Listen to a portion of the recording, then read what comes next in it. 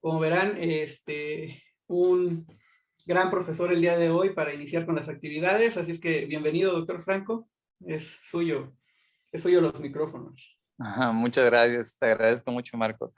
Pues bueno, vamos a empezar.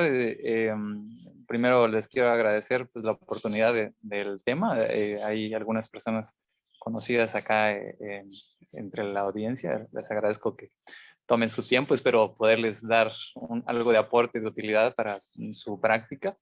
Y bueno, vamos a empezar sin más preámbulo. El tema va más que nada enfocado de cómo hacerle para hacer la sospecha de las cardiopatías congénitas, es decir, cuándo sospecharla y cuándo no sospecharla. Algunos como tips que les podrían ser de utilidad. Es importante conocer que las cardiopatías son un poco más frecuentes de lo que nos imaginamos. Cuando vemos el tema de hipotiroidismo, por ejemplo, es 3.5 o 4 de cada 1000. Las cardiopatías son 8 de cada 1000. Entonces, estrictamente son más todavía, ¿no? Entonces, no es tan infrecuente. A veces pensamos que es raro que la vamos a encontrar, pero no. Y de los pacientes que encontramos, 1 de cada 4 van a ser problemas complejos. Ahorita vamos a hablar un poco de más detalle a qué nos referimos con complejos. En esta parte es importante sospecharlo. Es decir, desde que nosotros encontramos un paciente, debemos tener la sospecha de en quién vamos a encontrar cardiopatía. Y desde el hecho de encontrar un paciente, por ejemplo, con trisomía 21, el 40% de los pacientes tienen problema de corazón. Entonces, simplemente tener un paciente que tiene el problema, perdón, no me pasa la siguiente. Perdón. Entonces tenemos ya desde el hecho de encontrar una sospecha de síndrome de Down, que nosotros ya conocemos las fases, obviamente, entonces desde ahí hay un riesgo, ¿no? Un 40%. Y bueno, en el caso, por ejemplo, de un síndrome de Edwards, que también son fases características y cuando las sospechamos, tenemos que también considerar que hasta el 90% de los pacientes van a tener problemas cardíacos.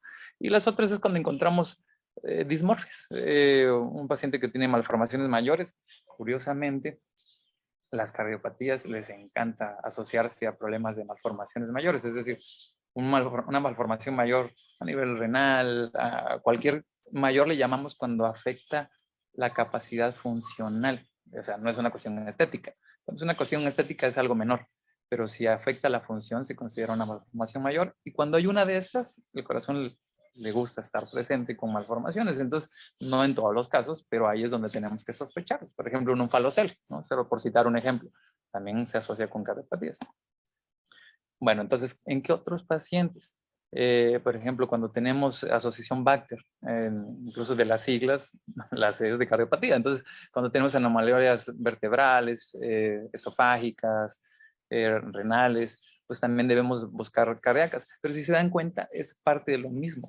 Porque si estamos diciendo que hay malformación renal, hay malformación vertebral, y todas estas son cuestiones mayores, la cardiopatía es una de las que puede acompañar a estas. Entonces, en toda malformación mayor, siempre hay que pensar o descartar que no haya un problema cardíaco. Ahora bien, si encontramos un paciente que al nacimiento nos viene con el cuello alado, tiene el linfedema, tiene los piecitos como más gorditos, pues se sospecha un síndrome de Turner, es una niña, ¿no? Entonces, cuando se trata de un varoncito, entonces síndrome de Noonan. Cuando en más grandecitos, por ejemplo, pacientitos que tienen como fases características, anomalías dentales, estrabismo, tiene problemas de desarrollo, problemas con audición. Entonces, acá pueden sospechar síndrome de Williams y también en un porcentaje de hasta 75% tienen problemas cardíacos. En los Turner, 30%. En otras patologías, por ejemplo, otra vez se trabó esta cosa. En otras, por ejemplo, es en el síndrome Marfan, que cuando estamos en la consulta vemos un paciente que es como muy alto, que tiene las extremidades muy largas, las manos como más largas de lo normal, y tiene, por ejemplo, acá tiene en la imagen es un signo del pulgar en el cual Normalmente si nosotros lo intentamos, no logramos pasar el pulgar por debajo de la línea palmar. Entonces, y cuando se logra, habla de hiperlaxitud, que es bastante común en el paciente con Marfan. Hubo otro signo muy característico que es fácil de evaluar, es agarrar la muñeca y con el pulgar y el meñique, lo toman, perdón, y no debe sobrepasar. Si se dan cuenta, normalmente no lo alcanzamos y en los pacientitos sí logran casi enrollarlo, ¿no? Digo, exagerando un poco, pero es para que se hagan una idea. Entonces, en el caso de síndrome de Marfan, entonces, y los Marfan también con el tiempo van desarrollando problemas cardíacos que no están presentes desde el inicio, pero con el tiempo por la hiperlaxitud empiezan a tener problemas de la válvula mitral, de la aorta y pues bueno, todo lo que conlleva, ¿no? ¿Cómo lo vamos a identificar o cómo lo vamos a sospechar? En un paciente que yo acá les digo que son 3 formas para sospechar. Una, o está desaturado, o tiene soplo, o en la placa había un cardiomegalia. Si no es por esta vía, difícilmente hay un sustento para decir que hay cardiopatía. Entonces, y si se dan cuenta, cada uno de los puntos nos va a dar algo diferente. Con que encontremos uno de los puntos con alteración, la probabilidad de cardiopatía está presente. Es decir, un paciente con cianosis o desaturado, si no es una cuestión pulmonar, pues lo más probable es que sea una cuestión cardíaca. Y uno dice, bueno, ¿cómo saberlo? Pues si tiene un cuadro característico que ha estado con fiebre, tos y escuchas y sospechas que hay neumonía y antes no estaba cianótico y ahora tiene desaturaciones, pues bueno, es una causa pulmonar, ¿no? Pero si no tiene este sustento pulmonar, pues lo más probable es que sea una causa cardíaca. Entonces, desde ahí te la orientas, ¿no?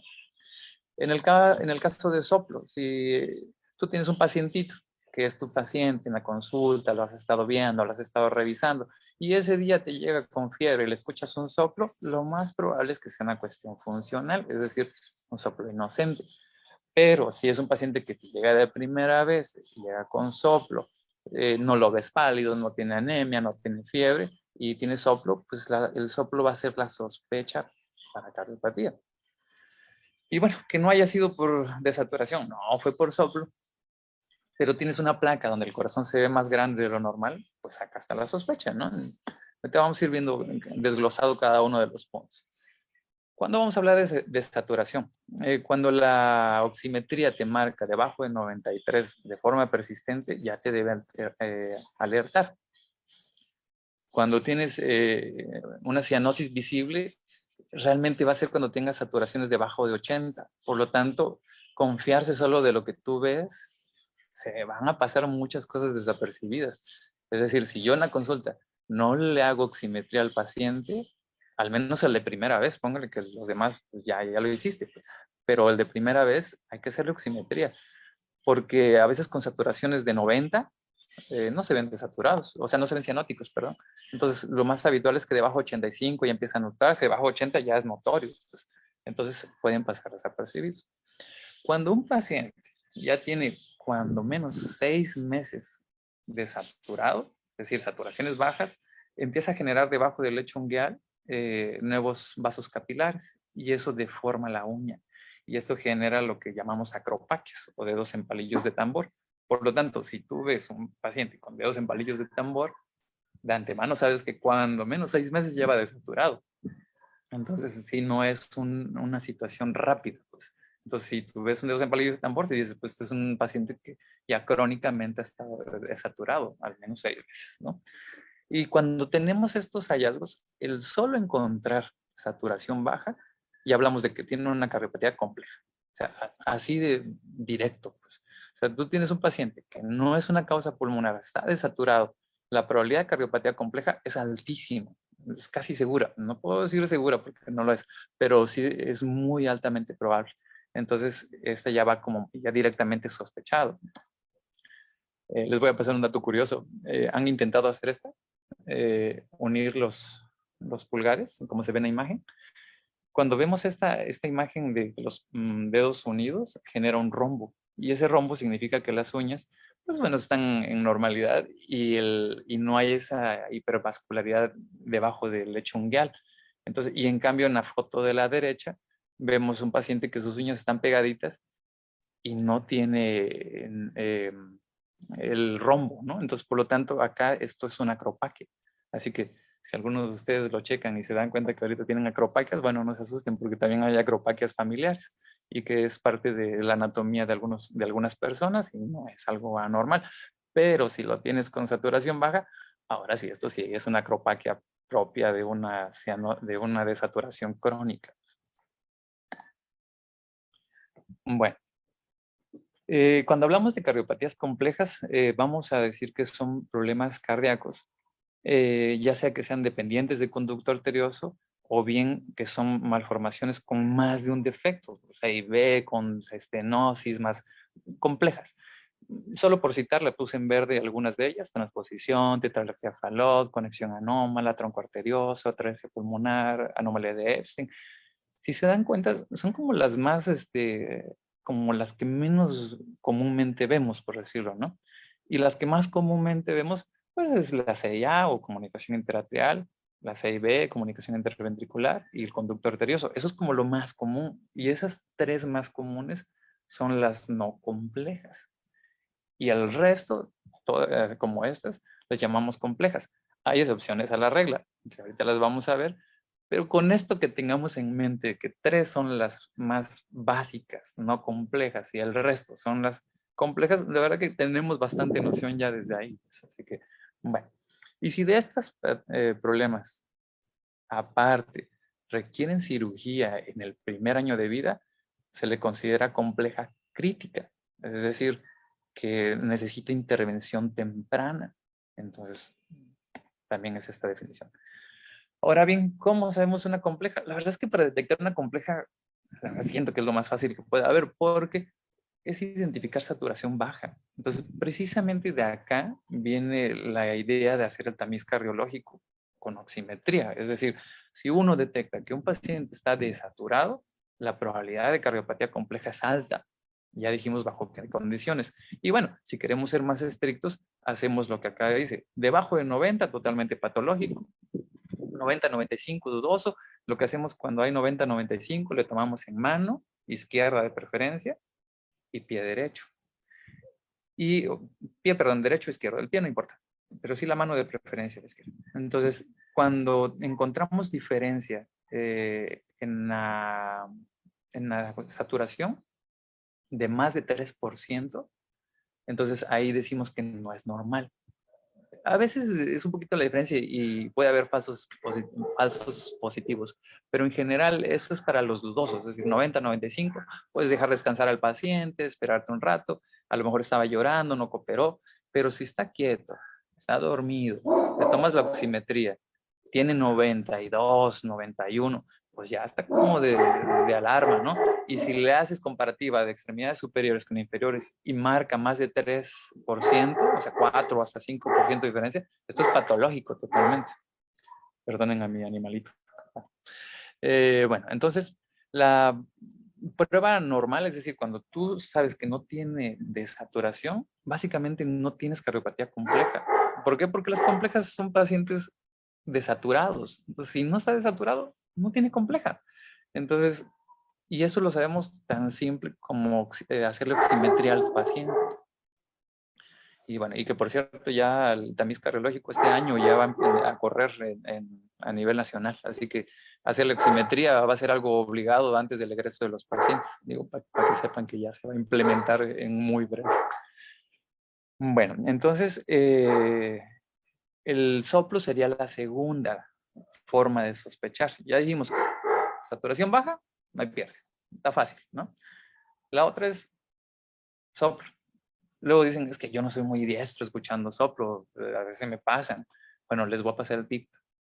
Escuchen puros sanos, muchos sanos. Escuchen todos los pacientes y cuando escuchas el sonido normal, cuando te cae la normal, uno dice, bueno, no sé qué soplo sea, no sé si es solo sistólico, no sé si es continuo, pero sabes que no es normal y con eso tienes el soplo. Entonces, el encontrar un soplo es lo que te da el dato de sospecha. No tanto el hecho que escuches una arritmia, porque hay muchos bebés, niños, perdón, que tienen arritmia sinusal. Es decir, que con la respiración, respiran profundo, modifica la frecuencia, sacan el aire y modifica la frecuencia. Entonces, Esto es como, no es algo como de sospecha, más bien es la situación de escuchar un ruido no habitual. Ahora bien, si tienes un soplo, porque venimos de la parte de la oximetría, y la oximetría está bien, ¿no? Y en eso escuchas el pecho, escuchas hay un sonido anormal en el corazón, entonces ya sospechas que tienes una cardiopatía compleja. Y recuerden que dijimos que las tres principales son CIB, CIA, PCA, que son comunicación interventricular, interatrial y conducto arterioso. Otras que también pueden entrar como no complejas y que también pueden dar soplos no tan fuertes, bueno, ciertas características, pero que no desaturan. Es, por ejemplo, una estenosis pulmonar que no sea severa, o una coartación de la aorta que no sea crítica, o una estenosis aórtica que no sea tan acentuada. O sea, cosas leves también pueden dar no desaturación y por lo tanto son como simples o no complejas, como quieran decirlo. Es importante que se chequen más de un foco. ¿Por qué? Porque hay algunos soplos que se escuchan predominantemente en un foco más que en otro. Entonces, a veces si te queda la duda y te vas a otro foco, resulta que en el otro sí lo vas a escuchar más característico y probablemente ahí esté el asunto y de esa manera hagas mejor tu escrutinio, ¿no? Entonces, sí, escuchar más de un foco, eso sería como la recomendación. Que si no sabemos que si es histórico, eyectivo, no pasa nada. Con saber que no debería estar ahí ese sonido, eso es lo que nos da la sospecha realmente. Que el grado nos lo dividimos en uno, lo más difícil de ocultar, el más tradicional el 2, el 3 que es más fuerte, el 4 que es fuerte y que incluso lo tocas, el 5 que lo tocas, incluso lo tocas, se escucha hasta alejado de la zona inicial, y la 6 que teóricamente es sin uso de estetoscopio. O sea, acá ya al decir el grado, no siempre va en relación a la severidad. Es decir, no por ser un grado muy alto es algo muy severo ni más complejo. Así que realmente son para otras cuestiones, ¿no? Pero, insisto, caemos nuevamente con saber que está anormal. Ahora bien, la última, una rayos X de tórax. Esta imagen me gusta mucho porque deja ver cómo se aprecia el corazón en una placa. Es un dibujo, pero es bastante esquemático, ¿no? Entonces vemos como la parte azul de en medio, que sería donde dice RB, que es el ventrículo derecho, y a tantito en la silueta de la parte derecha, que no me deja poner con... déjenme ver si me deja hacer... Bueno, en la parte derecha está en la aurícula derecha, y hasta arriba, no sé si ven que en la parte de hasta arriba hace la vena cava superior. Entonces, básicamente la silueta viene de arriba, cava superior, luego hace la aurícula derecha, luego la parte diafragmática es el ventrículo derecho, luego empezamos con lo izquierdo y es el ventrículo izquierdo, un pedacito chiquitito es la aurícula izquierda, de ahí viene una protuberancia que va a ser la parte pulmonar, luego arribita de la pulmonar, la parte aórtica. Así que eso es la silueta. Entonces, y cuando veamos que más crecido del lado derecho, sabemos que, bueno, es crecimiento generalmente aurícula derecha. Que está más crecido del lado derecho, pero arriba, bueno, crecimiento de la cava, ¿no? Que está más crecido hacia el lado izquierdo, crecimiento del lado izquierdo, del ventrículo izquierdo más probablemente. Que si está arribita del lado izquierdo, en donde está el botón pulmonar, bueno, que está bombada la pulmonar, está crecida la pulmonar. Y así, la parte que veamos como más voluminosa, sabemos que esa es la normal. Entonces, esto es importante. Un ejemplo, esta. Si se dan cuenta, es una placa con cardiomegalia, ¿no? Digo, eso es indudable. Y si se dan cuenta, la silueta derecha tiene un poquito de mayor abombamiento, pero no lo es tanto, pues es un poquito más la parte izquierda. Entonces acá hay una cardiomegalia predominantemente de cavidades izquierdas. Entonces, esto es una placa normal, ¿no? Esta otra. Vemos el corazón que está crecido, pues se ve como del derecho pareciera que está normal, pareciera, no lo está. Y del izquierdo pareciera más predominante, pero acá lo que realmente llama la atención es no tanto la parte baja del corazoncito, sino la parte de arriba. Entonces, si se dan cuenta arriba, la parte de arriba tiene un abombamiento y eso es la cava que está más grande de lo normal. Entonces está como más abombadita. Este paciente es una conexión anómala. Entonces las venas estaban llegando a la parte de arriba, abomba la parte de arriba y por eso deforma la parte superior derecha, ¿no? Entonces también es una placa anormal. Que este paciente, si le hubieran tomado oximetría, digo, se le hizo, pero si uno nos toca, no tenemos placa, pero le habíamos hecho oximetría, estaba desaturado. Entonces ni la placa necesitábamos, estrictamente hablando. Con la pura oximetría teníamos para saber que tenía una cardiopatía compleja. Entonces realmente a veces las placas son útiles, no digo que no, pero más es la clínica. O sea, la oximetría y la auscultación nos da la mayor parte y la placa sí nos puede ayudar porque hay patologías que, por ejemplo, no tienen desaturación, no tienen soplo, pero el corazón está grande y hay la posibilidad, por ejemplo, es una miocardiopatía dilatada. Entonces, y no se iba a detectar por auscultación y no se iba a detectar por saturación. Entonces, sí, cuando quiera uno identificar o hacer como más global tu evaluación cardiológica, es oximetría, es auscultación y de preferencia una placa, pues. Y bueno, entonces esta imagen, que no se les olvide, y yo sé que hay muchos compañeros, hay neonatólogos acá y sé que ellos han visto esta placa muchas veces, y esta imagen es muy característica. O sea, encontrar un corazón tan grande que dice uno, está todo blanco, o sea, ¿no será el pulmón? No, este es el corazón.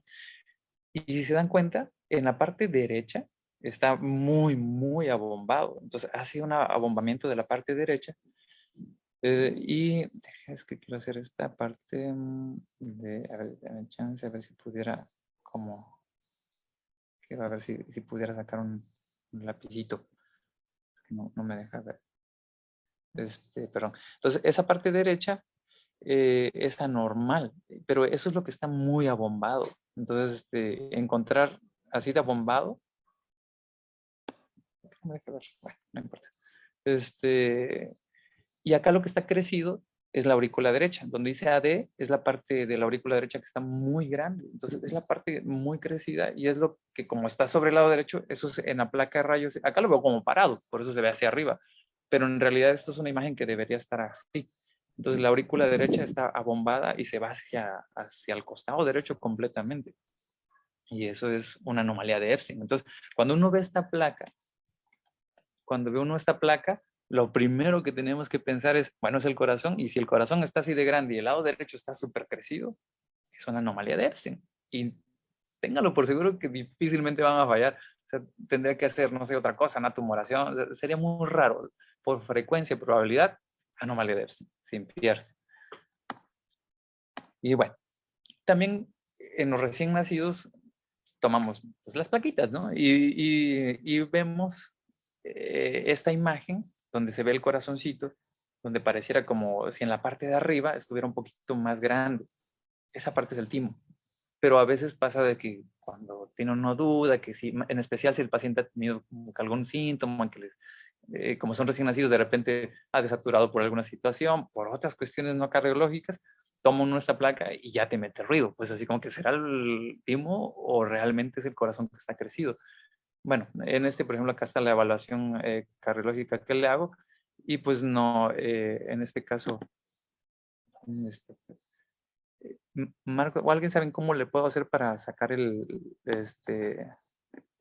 mouse o algo? Porque le quiero señalar y no encuentro cómo.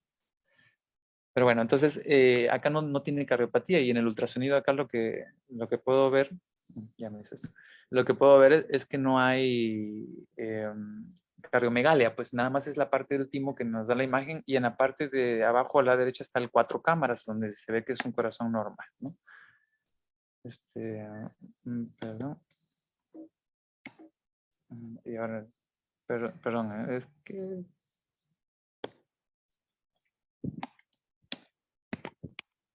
no, perdón, es que esta cosa no la encuentro como... Es que no me deja ver el mouse.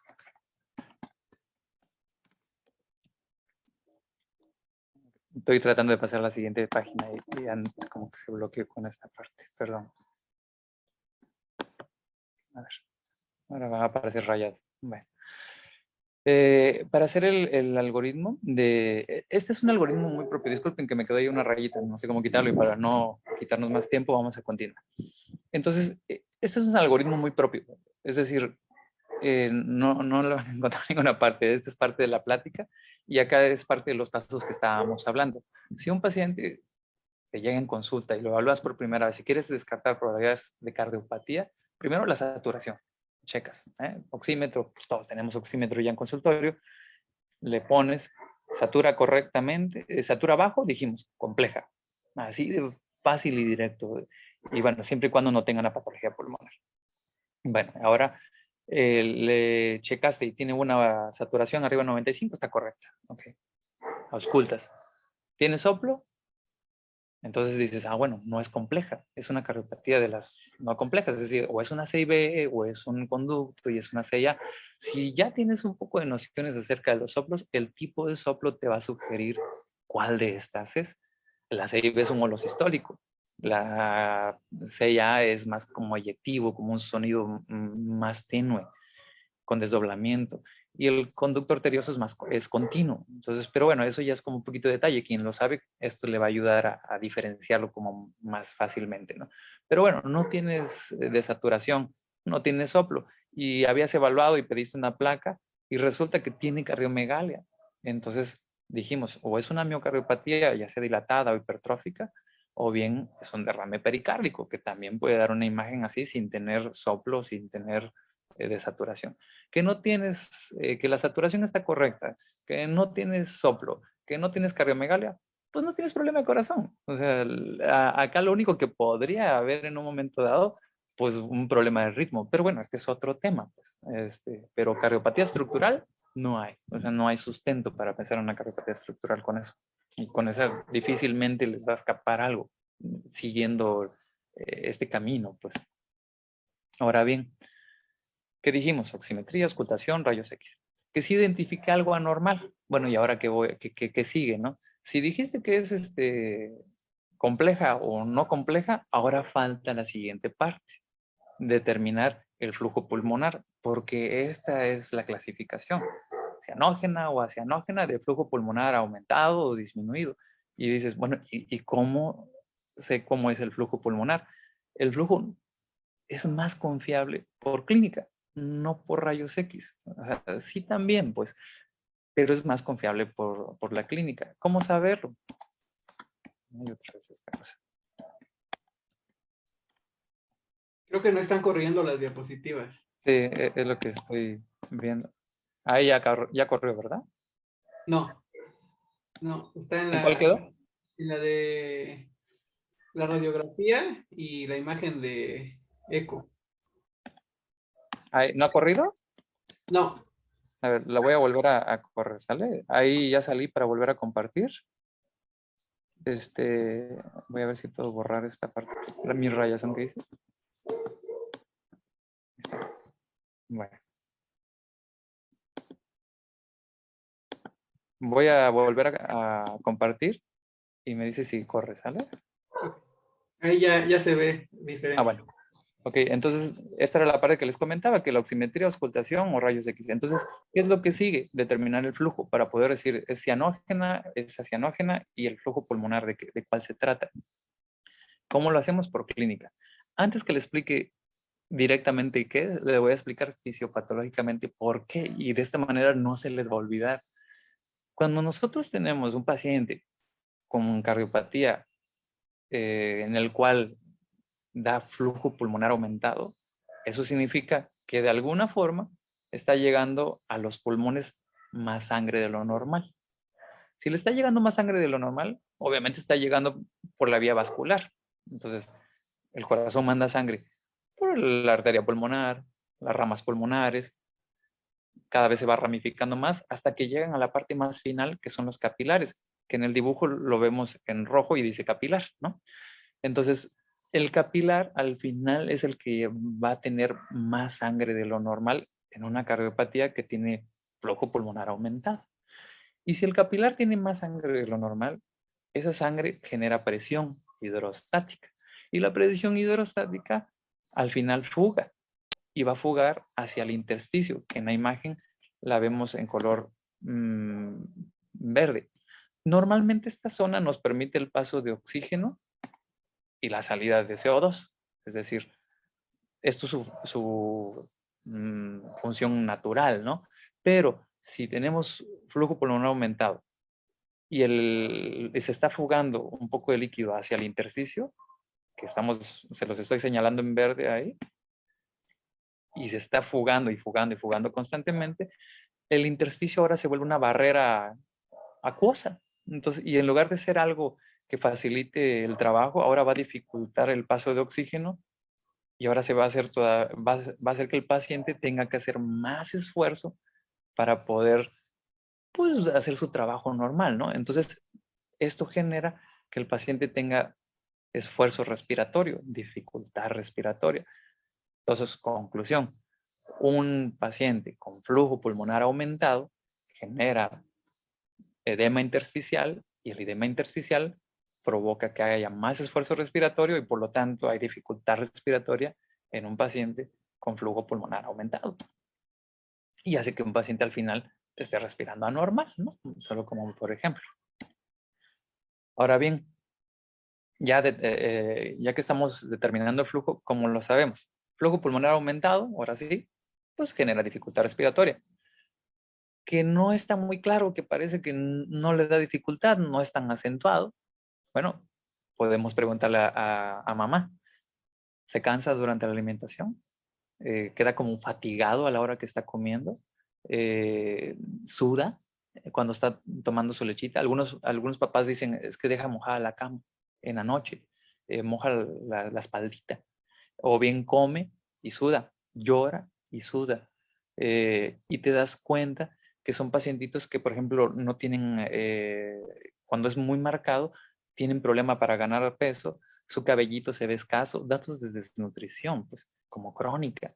Entonces, estos pacientitos, pues, tienen datos de flujo pulmonar aumentado, aunque la dificultad respiratoria no esté visible. Es decir, no es obligatorio. Hay muchos pacientes que llegan a la consulta y tú les preguntas, no, respira normal. Pero ya cuando le preguntas, ¿suda mucho? Ah, sí, todo el tiempo suda. Ajá. Eso es un dato de flujo pulmonar aumentado. También quiero decirles que no toda sudoración es exclusivamente por una cardiopatía. Hay muchos pacientes que es como parte de la herencia, que dicen, es que el papá suda mucho, es que de por sí es así, y pues el niño parece que es lo mismo, suda por todo, ¿no? Pero cuando estamos hablando de una probabilidad de cardiopatía, entonces el dato de aforesis tiene mucho peso. Y no se diga si hay poca ganancia ponderal. ¿Por qué no ganan peso? ¿Por qué creen que no gana peso estos pacientes? Cuando un paciente tiene cardiopatía, el corazón trabaja más de la cuenta. Y no solamente el hecho que esté trabajando más de la cuenta, el diafragma está trabajando más de la cuenta porque dijimos que tienen un poco de más esfuerzo. Entonces, esto genera consumo de energía. Entonces, el corazón, su alimentación, por así decirlo, su sustrato, no es tanto la glucosa, son los ácidos grasos. Y si los ácidos grasos son los que al juntarse ácidos grasos con ácidos grasos forman los triacilgliceroles, y los triacilgliceroles se depositan en el tejido adiposo, y el tejido adiposo es el sustrato para el corazón porque usa ácidos grasos, entonces nunca va a poder juntar tejido adiposo. Entonces, el corazón que se come la energía porque está con una cardiopatía de flujo pulmonar aumentado, aclaro, de flujo pulmonar aumentado. Entonces, también se consume mucha energía y son pacientes que no logran generar con facilidad tejido adiposo. Por lo tanto, no se ven gorditos, se ven flacones, tienen poco tejido adiposo. Entonces, este también es un dato que uno debe tomar en cuenta y no solo la dificultad respiratoria. Digamos que la dificultad respiratoria lo que ves inmediatamente lo sabes, pero si te queda la duda, indagas de otra forma. Entonces, checas si está teniendo problemas de ganancia de peso, preguntas de la sudoración. Entonces, les hago hincapié en esta parte para no irnos con la finta que solo es un punto, pues que hay formas de indagar otros detalles, ¿no? Ahora bien, el flujo pulmonar disminuido. Cuando el paciente, cuando un corazoncito le llega normalmente la sangre de la cava superior, de la cava inferior, de todo el cuerpo, ya sea de la parte de arriba, de la parte de abajo, llega al corazón y de ahí en la parte derecha que se ve en azul en la imagen, la tiene que enviar a la arteria pulmonar porque ese es su camino natural. Si lo hace de manera natural, todo funciona bien, ¿no? Pero si acá tenemos una estrechez en la válvula, es decir, en el origen de la arteria pulmonar, y la sangre que quiere entrar le cuesta, y por lo tanto no entra mucho, pues entonces hay flujo pulmonar disminuido. No se diga si la válvula está cerrada. Pues si está cerrada no entra. Claro, entra por otras vías, pero no son tan efectivas como las naturales. En términos generales, hay excepciones. Pero bueno, en general, si la válvula está muy estrecha, que eso le llamamos estenosis valvular severa, o bien viene cerrada, es atresia pulmonar. Si tenemos alguno de estos dos diagnósticos, el paciente es de flujo pulmonar disminuido, o sea, simplemente por el diagnóstico. Digo que ni le has escuchado, pero ya con saber que es un paciente que ya tiene un reporte ecocardiográfico donde dice estenosis valvular severa o atresia pulmonar, ya por ende tú dices, este es un flujo pulmonar disminuido, aunque en su haber te haga como 20 diagnósticos y en los 20 digas, ahí ves, allá hay mil cosas, pero si dice estenosis valvular severa o atresia pulmonar, es de flujo pulmonar disminuido. Entonces, este es como el tip que quiero que se lleven. ¿Por qué? Porque hay veces que ya tenemos un paciente ya intubado, ya está en el hospital, ya lo estás atendiendo, le hacen su reporte y uno llega al otro día y ¿qué le encontraron?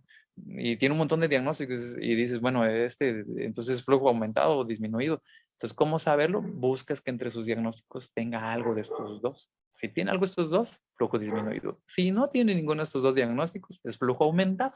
Así que también es un buen dato para que lo sepan, especialmente quienes trabajamos con paciente crítico o quienes trabajan en neonatos. Bueno, sí, pasó a la siguiente diapositiva, ¿ah? Luego. Sí, sí, sí Bueno, pasó. gracias. Ok, gracias. Y ahora, ¿cómo vamos a clasificar? Ya dijimos, cianótico y el no cianótico. Cianótico es complejo, no cianótico es simple, para que lo entendamos, ¿no? Y dijimos que la segunda es flujo pulmonar, aumentado o disminuido. Y si hacemos un cuadrito, pues quedan bien. Entonces, cianógena de flujo pulmonar aumentado, cianógena de flujo pulmonar disminuido, acianógena de flujo pulmonar aumentada y acianógena que no podemos llamarle flujo pulmonar disminuido, tendría que ser normal, porque si fuera disminuida, tendría que ser cianógena. Entonces, esta es la excepción, sería flujo pulmonar normal. Entonces, ¿cómo sabemos? ¿Qué quiero decir con esto? Y que quiero como aclarar porque pareciera como ya más información y nos va a hacer bolas. No, esta parte es muy fácil. El paciente cianótico puede estar con dificultad respiratoria o puede estar respirando como si nada. Entonces, el que respira con dificultad tiene cianosis con flujo aumentado. El que respira tranquilo es cianótico con flujo disminuido. Entonces, esta parte sí es muy sencilla, pero a veces nos enreda un poco. Entonces, las cianógenas tenemos que ver cómo respiran. Ese es como muy característico. Entonces, está cianótico y está con esfuerzo, es una cianótica de flujo pulmonar aumentada. Y estas son las más complejas de todas.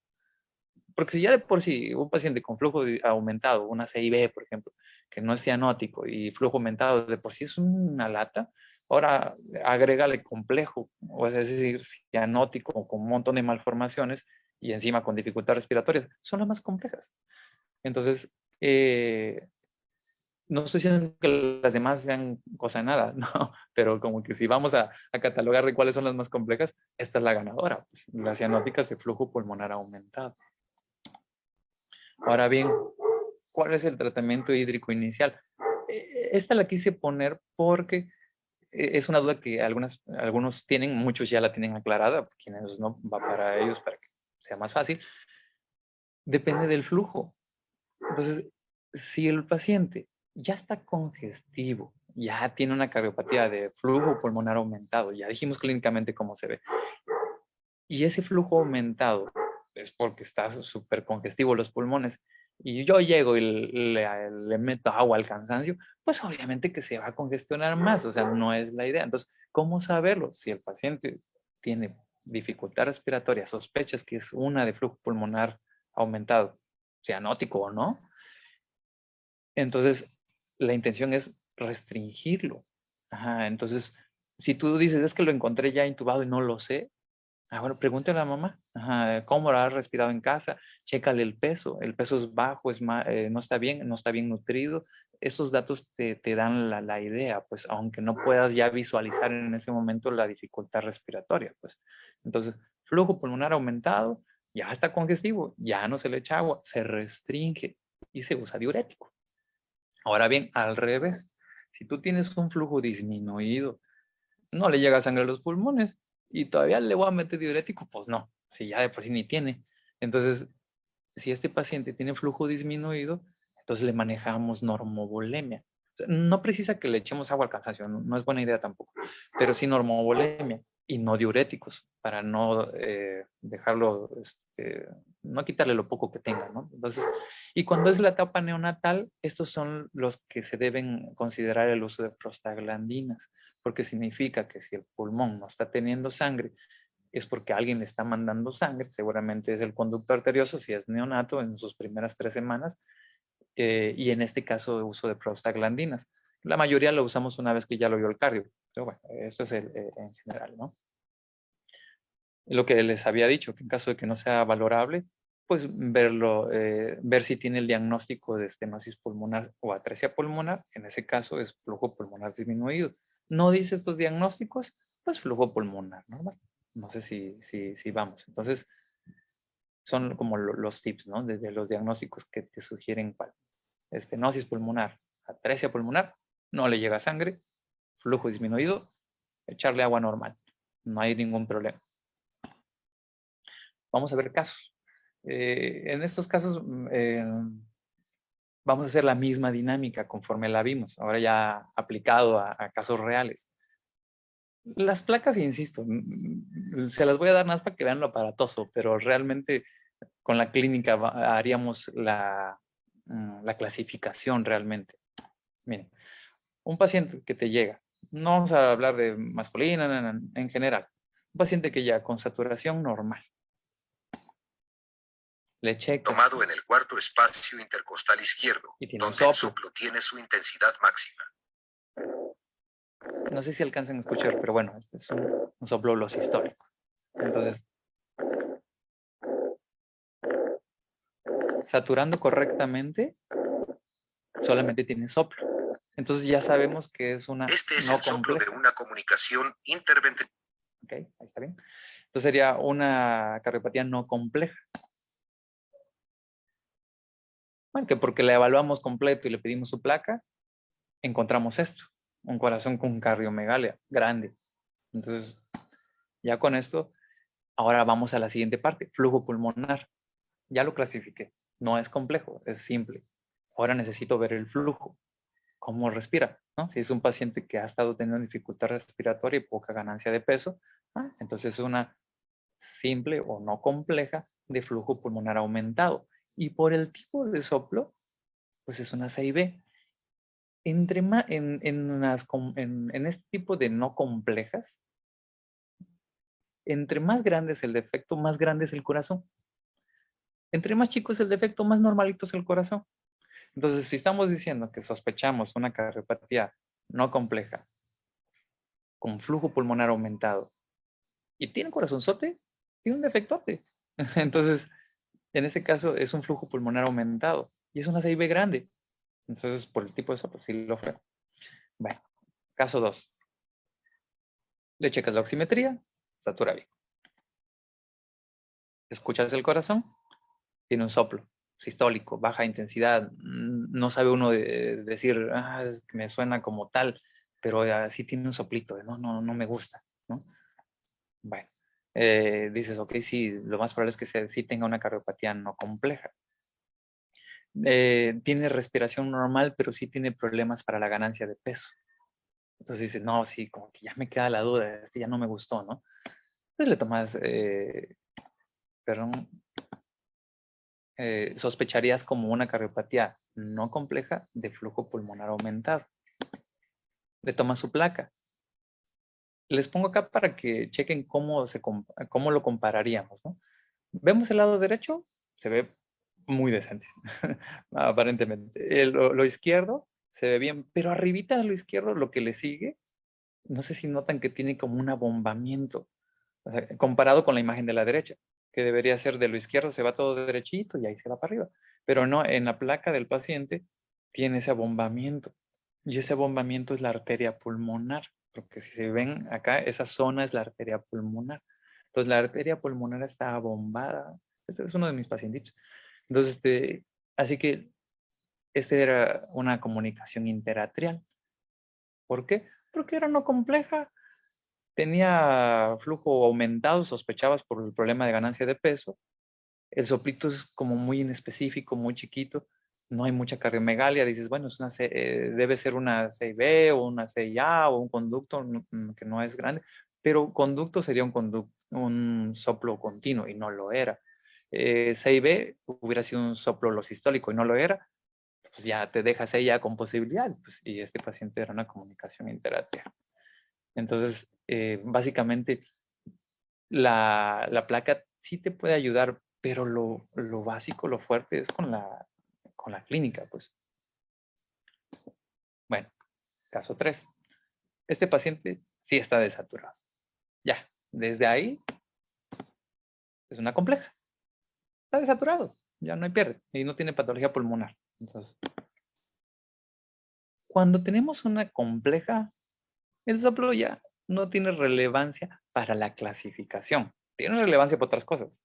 Para nosotros como cardio sí tiene relevancia en otros aspectos, pero para la clasificación no lo tiene. Entonces, simplemente dices, sí, es compleja, satura 88%, es una saturación todavía aceptable, y la placa me ayudaría más bien como el abordaje para sospechar de qué pudiera tratarse. Pero en sí ya tenemos la sospecha, es una cardiopatía compleja y listo. Entonces, ¿qué tipo de soplo? Hay unos que, la mayoría de las complejas, los soplos son muy inespecíficos. Yo luego les llamo que son soplos de hiperflujo cuando tienen flujo aumentado, que es como un soplo sistólico pequeño y el sonido más reforzado. Entonces eso es como un soplo de hiperflujo, así les pongo.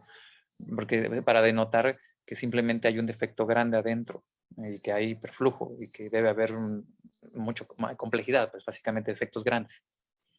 Y en esta placa de rayos X en particular es muy parecida a la otra que habíamos visto, donde se ve el corazoncito, pero arriba tiene un abombamiento sobre la derecha. Y ese abombamiento es la vena cava superior. La vena cava superior está dilatada y muy dilatada, y eso sugiere fuertemente que ahí en esa vena cava están llegando vasos que no deberían estar ahí.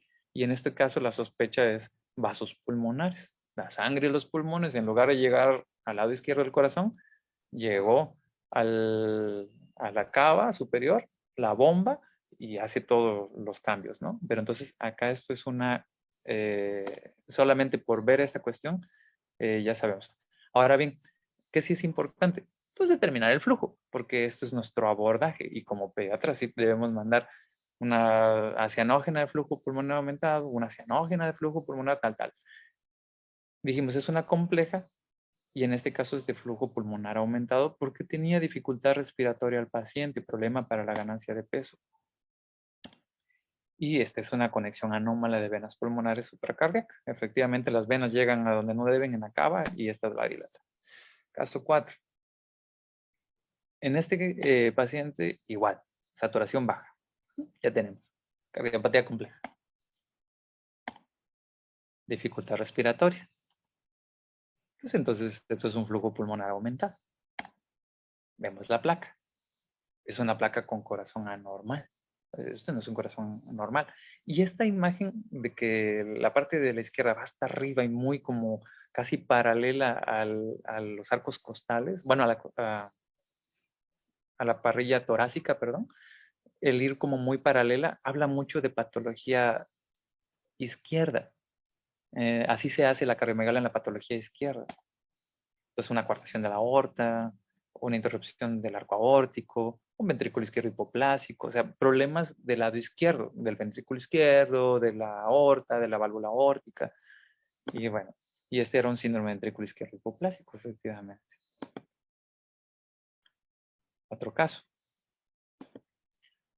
Saturación baja, 78%. Por lo tanto, compleja. Vamos para el flujo. No tiene dificultad respiratoria, respira normal. pero sí, saturando bajo, pero respira bien. Entonces, es de flujo pulmonar disminuido. Entonces, ahí ya cambió. Entonces, tenemos una cianógena de flujo disminuido. Vemos la placa. Y efectivamente, coincide el flujo disminuido, porque si ven sus pulmones, se ven muy negros. Entonces, no se ve como las ramificaciones tradicionales que vemos como parte del parénquima pulmonar y del flujo pulmonar normal, o cuando hay, pues, en este se ve como pulmones muy negros, casi igual que lo exterior. Entonces, obviamente que va acorde, pues. Y hay cardiomegalia, es una placa normal. Entonces, pues, es una patología. En este caso fue una atresia pulmonar con septum íntegro. Y pues bueno, entonces no sé si con hasta el momento haya alguna duda. Esta es la presentación y los casos que les tenía preparados para ahorita. Muchas gracias. Adelante, doctor Miguel Maza, nos va a ayudar a coordinar preguntas y No te respuestas. escucho, Marco, creo que está apagado tu micrófono. ¿Ya? ¿Listo? Todavía no. Yo sí te escucho, Marco. ¿Ya? Sí, yo también No sé lo si alguien escucho. más se escucha. Sí. ¿Me escuchas, doctor Franco? ¿Qué tal? Buenas noches. O yo soy el que no escucho. Ya. Ahí Hola. está. Ya está listo. Gracias. Perdón, era yo. Adelante, doctor Maza. ¿Qué tal? Buenas noches. Pues, antes que nada, muchas gracias, doctor Franco, por Hola. la plática. Hola, está muy padre el enfoque, ¿no? De verlo desde la parte funcional, ¿no? Y no una tabla clasificándolo nada más, porque pues nos ayuda a tener un abordaje más ordenado, ¿no? Y pues muy buena respuesta a la conferencia. Estamos con 100 asistentes en Zoom y hasta 65 por Facebook en este momento. Y nos mencionan en las preguntas, la primera es del doctor Pablo Morales. Nos pregunta qué relación hay o si existe alguna relación entre la cardiopatía congénita y labio paladar hendido. Sí, se busca. La realidad es que se busca porque son malformaciones y dijimos que cuando hay malformación a un nivel, y más si es algo funcional, sí puede asociarse. Es baja la asociación como labio paladar hendido aislado. Ajá. Pero recordemos que hay algunos que tienen defectos a nivel cerebral o tienen otras cosas asociadas. Entonces, como no sabemos realmente y como es parte de un protocolo de estudio, lo ideal es sí corroborarlo. Y entonces, en ese caso, ¿tú sugerirías que todo paciente detectado con labio paladar tuviera al menos una valoración ecocardiográfica o una valoración cardiológica? Pues la verdad, si fuera mi hijo, yo sí lo pediría. Claro, Así que no, pues quisiera saberlo. por supuesto, ¿no? Ajá. Ok. Sí, es la pregunta y viene muy a colación porque el doctor Pablo, que nos acompaña, también Daniela García, y hay varias personas aquí de la Fundación Seinan que trabajan con chicos en labio paladar hendido en comunidad. Entonces, gracias. Siguiente pregunta. Nos pregunta el doctor Marcos Amayoa, ¿cuál es el rango de tiempo ideal para iniciar las prostaglandinas? Bueno, es que eso depende mucho porque se supone que después de la tercera semana de vida es muy probable que el conducto ya no esté abierto, pero finalmente esto es una suposición, pues, porque si lo tenemos un neonatito, ¿no?, en la primera semana de vida, es muy probable que el conducto esté abierto, y más si se trata de una cardiopatía de flujo disminuido, que depende del conducto. En estos pacientitos no suele cerrarse tan rápido, y por lo tanto sí es bueno como considerarlo. Que la realidad es que la mayoría lo hacemos hasta que tiene la valoración cardiológica. Y ya si una valoración cardiológica corroboramos que efectivamente el conducto está abierto y si lo requiere, lo hacemos. Muy pocas veces me ha tocado ver que bajo la pura sospecha se decida. ¿Por qué? Porque a veces hay pacientes, un ejemplo, síndrome de aspiración de meconio, da clínica de cianosis, pero como no siempre está claro que aspiraron mucho meconio, a veces que la duda, y la verdad pues que ante la duda no se inicia, tiene que haber como muy fuerte la sospecha, y como no es un medicamento como de fácil adquisición, digo, los que estamos en público lo sabemos, Y entonces sí, lo usamos solamente si está indicado, pues sí, si el cardiólogo ya lo revisó y dice que hay que usarlo. Y recordar que la prostaglandina solamente es para mantener, ganar tiempo, porque se entiende que todavía se va a hacer un procedimiento quirúrgico o por cateterismo para mantener abierto ese conducto ya de forma más permanente, por decirlo así. Así que sí, el tiempo, menos de 3 semanas, más de 3 semanas no vale la pena. Menos de 3 semanas, y si la sospecha es muy fuerte, a lo mejor si ya traía un diagnóstico prenatal, por ejemplo, pues sí, ahí sí te vas de pechito, pues, o sea, lo das desde el inicio, sabiendo que este paciente va a requerir procedimiento de cateterismo o una evaluación, incluso en lo que llega al cardio, pero ya es como en ciertas circunstancias que no todos lo tienen. Eso, gracias. Bueno, una más de un tal Miguel Maza. Dice, ¿cómo resumiría usted de manera sencilla las banderas rojas a identificar para personal de salud de primer contacto en comunidad? Por ejemplo, ¿sí? Personal paramédico, técnicos de asistencia primaria en salud, promotores de salud. ¿Cómo les dirías tú qué datos requieren referencia inmediata en un lenguaje sencillo y cuáles, qué datos pueden esperar, ¿no? Y vuelvo aquí a nuestros compañeros de la sociedad civil que nos acompañan, que tienen acceso a comunidad, ¿no? Y van a cachar niños que nacen en comunidad con labio paladar hendido. Entonces, ¿a ellos qué les dirías? Fíjate en qué cosas, pregúntale qué cosas, o cómo de manera intencionada podrían buscar y detectar algo, porque nos han compartido, no ellos, pero otros que dicen, detectamos a tantos niños con labio paladar hendido que nacieron, ¿no? Pero dentro de un mes ya se habían muerto 3, ¿no? Y entonces, a lo mejor el labio paladar, ¿no? Era lo de menos, ¿no? Sino era más grave el problema Sí, de claro. la cardiopatía, ¿no? Y entonces ellos Claro. son personal muy valioso que está ahí en el campo, ¿no? Entonces, ¿cómo les explicarías los datos de alarma o banderas rojas? Bueno, esta no está difícil. Y de hecho, por eso les decía, es un proyecto de ley que este año ya tiene que entrar en vigor, que es hacerle oximetría a los pacientes. El paciente y eso no requiere ningún adiestramiento, bueno, está relacionado nada más con el tema, ¿no? Pero, o sea, es decir, no es algo como que de auscultación ni nada, es hacer oximetría. Sin la oximetría tenemos saturación baja, debajo de 90%, este es el dato de alarma que sugiere fuertemente que tiene una cardiopatía compleja. Y estas son las que ponen en riesgo la vida de los niños. Y esto sí se puede hacer por personal, incluso no médico, porque puede ser paramédicos o técnicos. Entonces, ¿cuál sería como lo útil en estos pacientitos de labio paladar hendido? Pues que sí se le hiciera oximetría a ellos, y el que salga como positivo, cuando menos ellos sí evaluarse, porque entiendo que está complicado evaluar a todos, pues, pero si no, cuando menos el de la oximetría patológica. Y con eso tendríamos un buen alcance y que podríamos evitar varios pacientitos porque estén asociados con cardiopatía. Y por debajo de 90 como urgencia, ¿no? Aunque Sí, como 90 sí es patológico y habla fuertemente que hay un problema.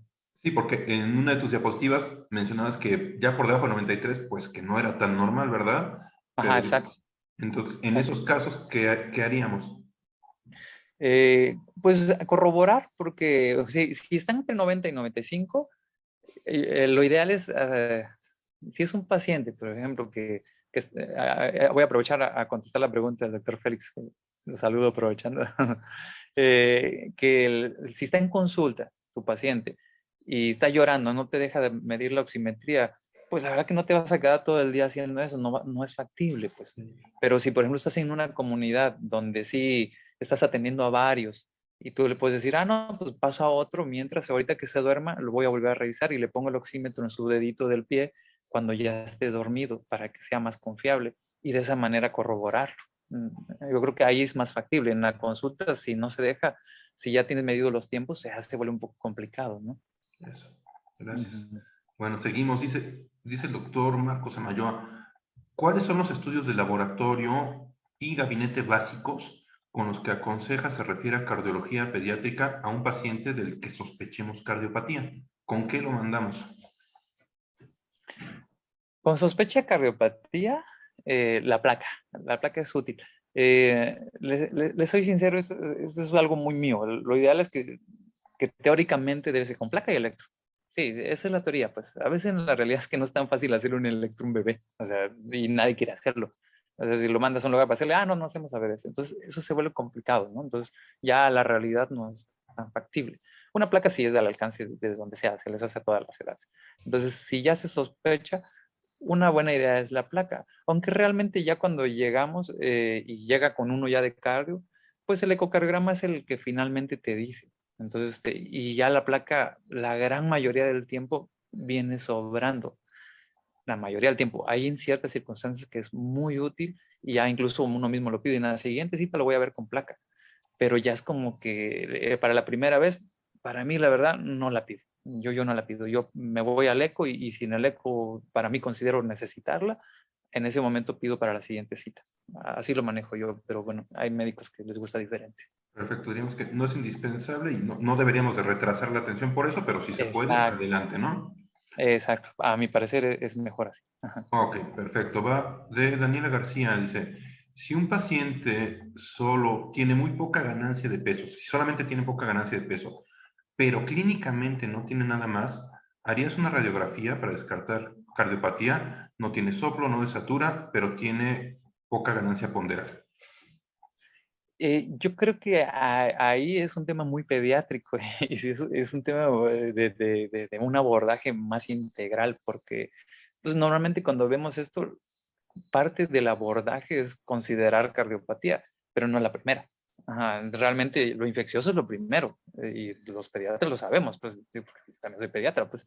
Entonces, y lo sabemos que si tiene bajo peso, lo ideal es primero si no hay infecciones crónicas que no se han resuelto, eso lo sabemos, pues. Pero que si ya abordamos toda esta parte y decimos, no, pues es que no le encuentro nada, como en los estudios iniciales, ya le hice los laboratorios iniciales y todo sale normal, pues sí, valdría la pena que como parte de tu abordaje, cuando menos una placa, para completar el tema que estamos hablando, que es oximetría, auscultación y placa, que ese fue el tema precisamente.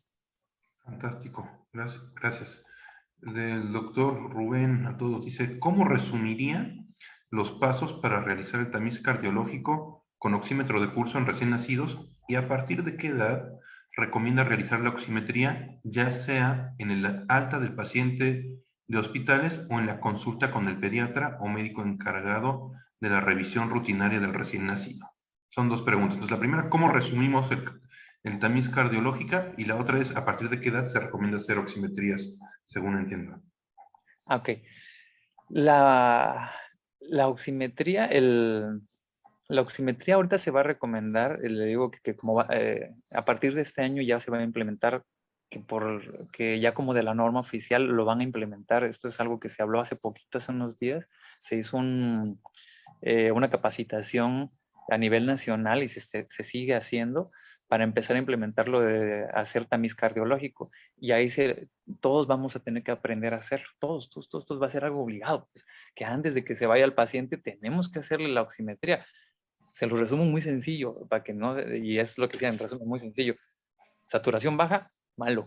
O sea, porque la saturación baja sugiere que puede haber una cardiopatía, pero el paciente que es cardiópata complejo, satura bajo persistente. O sea, un ejemplo, un paciente que satura ahorita 99 y al rato está en 90, en 80, un ejemplo, ese no es complejo, porque alcanzó en algún momento casi 90 y tantos, arriba 95. Entonces, y a menos que haya estado con oxígeno, algunos logran alcanzar, sí, muy altas, arriba de 95. Son rarísimos, sí los hay, pero es muy raro que lo logren. Lo raro, no. Así que si tienes un paciente que satura abajo, abajo de 95, ya se considera como de sospecha, de darle un poquito de más atención.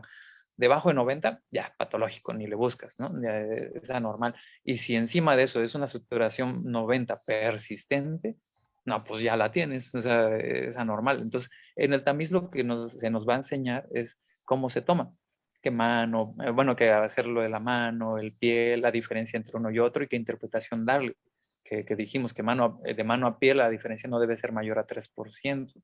y de preferencia deben estar siempre saturando arriba de 95. El asunto que entra en duda es entre el 90 y 95, que ahí es lo que se usa para el desempate, es la diferencia mano-pie. Y la otra parte de la pregunta dice, vamos a ver, el escenario, entiendo, de un paciente que no se le hizo al momento del nacimiento, ya te llega a tu consulta, o sea, se puede hacer al momento, o bueno, o se puede hacer al momento del alta, o cuando es la primera consulta al tercer día, o a los 15 días, ¿es todavía recomendable, o en qué momento se recomienda? Nos dicen aquí. Sí, la recomendación es cuando te es de primera vez.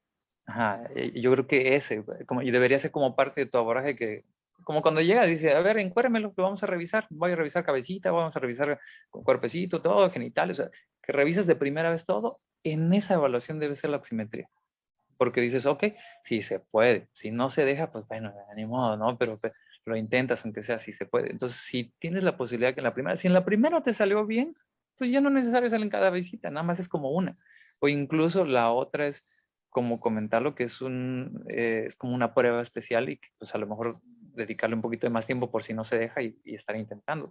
Que hay compañeros pediatras, yo sé que ya lo hacen, que lo ofertan como su tamiz cardiológico por oximetría, y así está correcto. Pues es decir, viene a su tamiz y pues el tiempo que te vas a dedicar a echarle ahí hasta averiguar cuánto satura. Esa es la otra. Entonces, independientemente de la edad, si es primera vez. Exacto. No es de primera vez, yo creo que así debería ser. Perfecto. El doctor Dari Isaac, saludos Dari. Dice, saludos a todos. Como mencioné en Face, esta charla cae perfecta para mí y tomar retroalimentación. Tuve un bebé el lunes con una alta sospecha de cardiopatía compleja, es un comentario. También el doctor Félix Vázquez, felicidades, querido Franco, excelente ponencia. Dice, un abrazote. el doctor Dari dice, sobrevivió solo 4 horas, es desgaste intenso y esta conversación me llegó en buen día por el caso reciente. Gracias, saludos a todos y al profesor invitado, ¿no? Es el doctor Darinel. La doctora Bencomo, excelente charla, felicidades, todo un momento a la buena semiología médica. Están muchas flores al ponente. Muy buena plática, dice Alex Cruz, excelente. Doctora Silva, excelente ponencia. Doctora Marta, excelente charla, muy buena plática. Aquí sí hay una pregunta, dice, ¿cuál sería el rango máximo de tiempo para la realización del tamiz cardíaco en la consulta de primer contacto? Creo que ya también venía con la pregunta anterior, ¿verdad? Ajá, sí. Ok, aquí hay otra pregunta que sí es pregunta también. Dice, ¿en el paciente prematuro puede presentarse una reapertura del conducto arterioso? Sí, sí, más en el prematuro. En el de término eso es muy difícil verlo, pero o sea, sí te puede, es muy difícil. Ajá, y en el prematuro, eso sí ya está documentado y sabemos que hasta hay un cierto porcentaje de reapertura. Y especialmente si hay manejo de sobrecarga hídrica, esto promueve la reapertura. O si el paciente ha estado en situación crítica y le diste tratamiento para cierre de conducto, un porcentaje va a reaperturar, chiquito afortunadamente. Pero entonces sí, la probabilidad de reapertura en el prematuro es algo bien documentado y sí se sabe, pues. Pero es baja la posibilidad, eso sí, es muy poco probable. Excelente plática, Nadia Flores. Elías Gómez, ¿a los cuántos meses se puede someter a cirugía esta patología? No sé a cuál se refiere, estimado Elías Gómez. La doctora Liedven, como dice, la bronca es la mínima capacidad resolutiva que en términos quirúrgicos tiene el estado de Chiapas para el tema de cardiopatías congénitas. También es comentario. Manuel Pacheco, felicidades, doctor Franco. Juan Orozco, felicidades por la gran plática y lo práctico que es el doctor Franco. Fuerte abrazo. Igualmente. Dice Daniela García, ¿qué marca de oxímetro pediátrico usas? Nos ha sido difícil encontrar una buena marca. Pues bueno, el mejor por excelencia es el de Máximo, o sea, pero es caro. Ajá, no es como que digas, yo lo compro y lo tengo, no es caro. Ahorita, la realidad es que ahorita con lo del COVID empezaron a salir oxímetros hasta por debajo de las piedras. O sea, ahorita sí ya hay de un montón de marcas, de varios costos. Están saliendo unos que también miden el índice ahorita se me fue. ¿Perfusión? Perdón, índice de perfusión, perdón. Ajá, muchas gracias, Félix. El índice de perfusión. Entonces, con el índice de perfusión te ayuda para saber también qué tanta confiabilidad le das a eso. O sea, te sirve para dos cosas. El índice de perfusión nos ayuda para, uno, te dice qué tan fuerte está el pulso. Ajá, o sea, y qué tanto está entrando la irrigación, por decirlo así. Y la otra también de que si el índice de perfusión también puede ser afectado, porque si es un paciente que lo estás tomando en un área muy fría, también la perfusión se puede comprometer por la temperatura. Si ves que es una extremidad fría y que por eso te está saliendo abajo, pues también tomarlo con reserva. Entonces, también los nuevos oxímetros con índice de perfusión también son útiles y no son tan caros. Hay oxímetros con índice de perfusión de 800 pesos. Así que 800,000 pesos. Entonces, yo creo que ya como que empezar a buscar ya los más nuevos para que sea un poco más confiable. Okay. De acuerdo. Maricela, excelente plática. Doctor Franco, aquí un usuario que no entiendo bien su nombre dice, ¿existe una variante en la oximetría dependiendo del tipo de oxímetro, si es neonatal o infantil o adulto? Más bien como que se pregunta, ¿existe una variante en la oximetría si es neonatal, infantil, adulto? No, la diferencia es hasta dónde entra el dedo. Entonces, realmente cuando vean ustedes, hay diferentes tipos de oxímetros. Los que venden como pediátricos en realidad son los que tienen como tapita, ya como tenacita, ¿no? Entonces, los que tienen tenacita para adultos, se supone que donde lo pones es hasta allá adentro, y hasta adentro está el sensor. Y el pediátrico simplemente el sensor está un poquito más afuera, entonces nada más tienes que agarrar como la puntita del dedo y ya con eso le llaman pediátrico. Pero en realidad es lo mismititito uno que el otro. Entonces, lo que sí es que hay otros, por ejemplo, no solo los de tenacita, hay otros que son como que se enrollan y que pues esos pues, ya lo acomodas a la anatomía que tenga el paciente. Y pues esos no se le denomina ni pediátrico ni adulto, porque en realidad lo pediátrico y el adulto le llaman al que es de cajita. O como el mío que tiene un pandita, entonces ya es pediátrico, ¿no? Aunque sea obviamente el panda lo hace pediátrico. Sí está. Dice Félix, perfusión. Elías Gómez, en tetralogía de Fallot, ¿se le puede realizar cirugía y a los cuántos meses se puede realizar a una tetralogía de Fallot? Bueno. Que bueno, vamos a regresar un poquito al tema en la tetralogía Fallot. ¿Se acuerdan cuáles son las características de tetralogía Fallot? Y en el que nos va a interesar, bueno, tetralogía Fallot es lo que sería cabalgamiento de la aorta, hipertrofia ventrículo derecho, estenosis de la válvula pulmonar y la CV.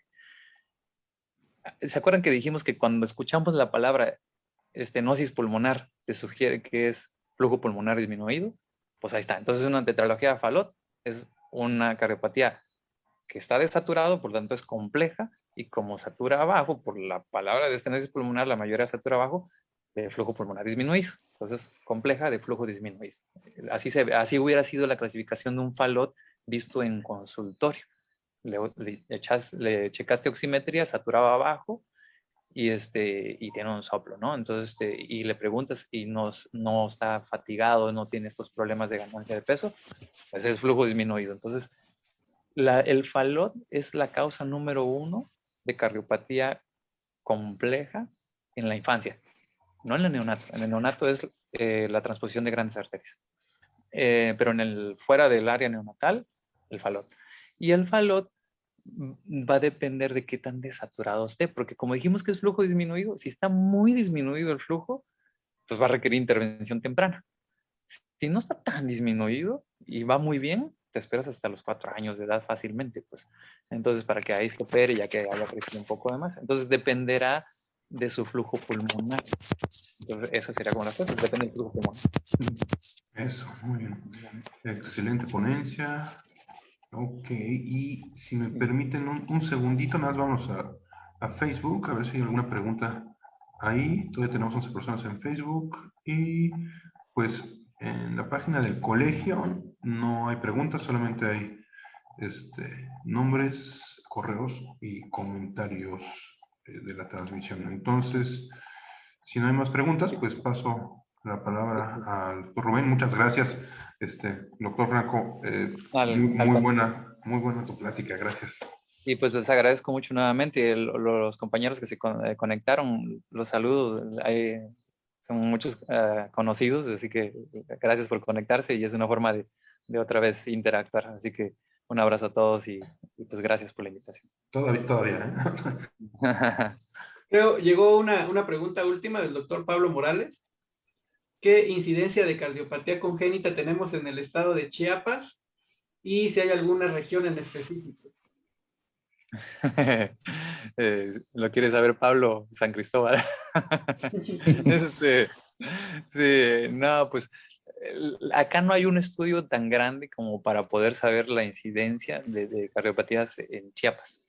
Yo hice un estudio en el hospital, ahorita regional, bueno, materno-infantil, antes regional, y ese estudio que hicimos fue de un año completo y vimos la incidencia de cardiopatías durante un año, pero solo del hospital regional.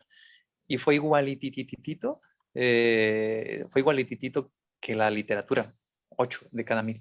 Ajá, entonces, es curioso. Y sí, efectivamente, por apreciación, porque no hay nada documentado, por apreciación, en San Cristóbal hay mucho. Parece que es la cuna de la cardiopatía. Entonces, todos sabemos que la cardiopatía también se da más frecuentemente cuando hay consanguinidad. Entonces, y también ya es más común en el medio socioeconómico más bajo. Entonces, y eso es como muy de allá, pues. Entonces, en San Cristóbal vemos a un montón de cardiopatías, o sea, los más complejos pareciera que vienen de esa zona. Entonces, ¿por qué? Son suposiciones. Y la otra es que pues tal vez por el tipo de trabajos que tengan, que trabajen a veces con cosas más teratogénicas, ¿no? Pesticidas, algunos se dedican al campo y eso también pudiera ser una causa. Pero realmente no hay algo estudiado ni descrito propiamente de Chiapas. Entonces, pero sí, pareciera que esa zona es donde hay más. Bueno, ¿qué tal, Doc? Buenas noches, muchas felicidades. Muy Muchas bonito gracias. su